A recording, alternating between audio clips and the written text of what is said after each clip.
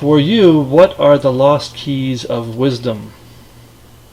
Well, I have to use my name, McCloskey, the lost key, because I always liked the pun, and I always thought, well, what are the lost keys of wisdom? And it's the question that one finally starts to see as life, like a mosaic, begins to make more and more sense.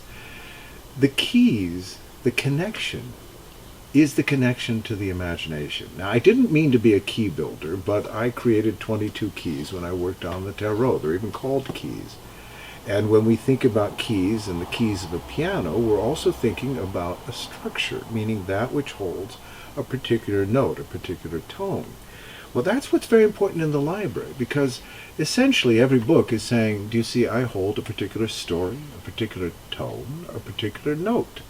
And when you put me together, you realize that I'm the conversation, not simply one note or one participant, but a way of seeing and thinking that allows us to recognize that the idea, the greater resource, is not any one individual, essentially like the play for the actor.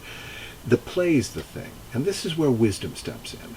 Because as with what I have found in my life, is it brings us home. It brings us back to the stage upon which we are experiencing our life and interacting 24 hours a day with our inner self.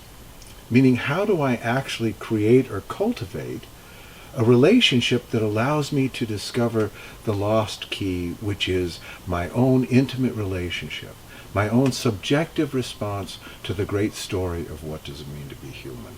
And when I understand this key, then I can allow myself to be who I am. In other words, when I look in the mirror, I'm me, I'm not you. But when you look in the mirror, you're you. And if you think about that, that's where you begin to understand you are a hologram, you are whole and holy, you are human. You don't feel that way. None of us feel that way.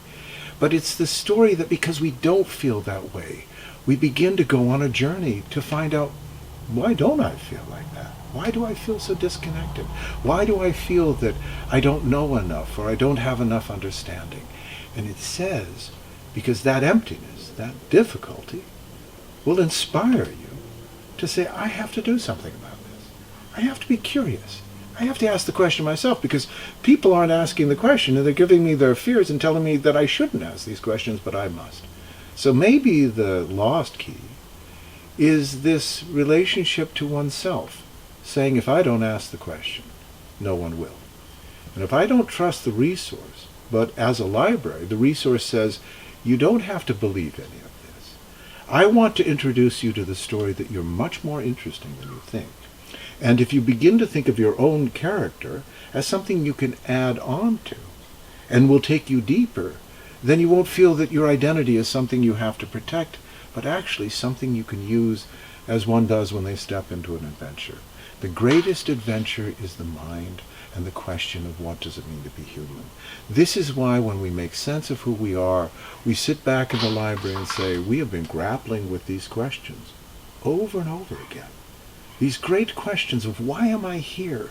What's the purpose of this journey? And where am I going? And the beauty of this story, the beauty of this key, it says is there's nowhere to go. I want to draw you back to the center of the circle. And as with the tarot, I want you to see 22 spokes surrounding you that allow you to sit as the hub of the wheel. And think of in the library, I sit as myself in the conversation of the ages.